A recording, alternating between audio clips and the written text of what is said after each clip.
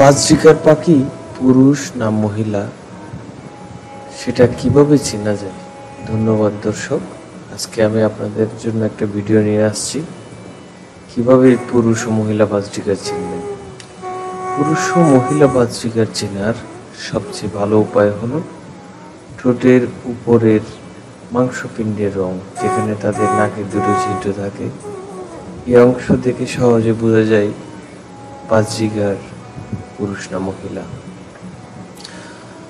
প্রাপ্তবয়স্ক বাজরিকার পাখির শেরের রং উজ্জ্বল নীল বেশিরভাগ রঙের বাজরিকারের ক্ষেত্রে, আর ছোট বয়সে যে পাখি তার ঠোঁটের রং হবে গোলাপি বা হালকা বেগুনি। বাজরিকার মহিলাদের ক্ষেত্রে বাদামি অথবা ট্যান হালকা বাদামি বা নীলাভ সাদা, আর ছোট বয়সের বাজরিকারের ক্ষেত্রে হালকা নীল, সাদা বা ফ্যাকাশে নীল।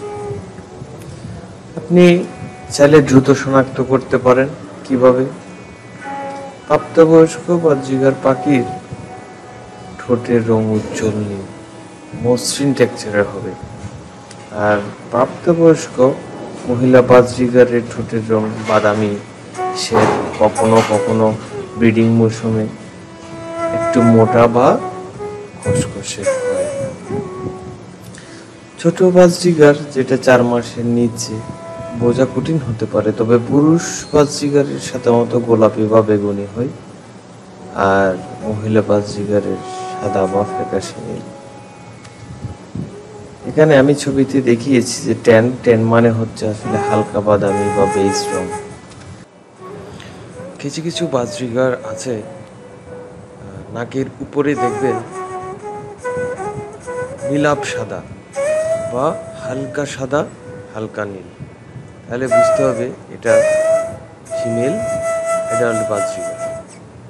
মহিলা বাজরিকারের ক্ষেত্রে যদি ট্যান হয় তাহলে সেটা এমন এক ধরনের নরম বাদামি, যেমন বালির রং, সাদাও না, মাঝামাঝি একটা হালকা বাদামি, যেটা নিউট্রাল শেডের।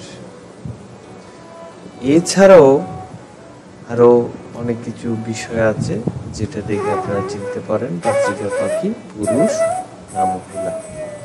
ধন্যবাদ দর্শক। আজকে পর্যন্ত। বাজরিকার পাখি পালন সম্পর্কে জানতে বার্ড কিড চ্যানেলটি সাবস্ক্রাইব করে পাশে থাকুন। ধন্যবাদ সবাইকে।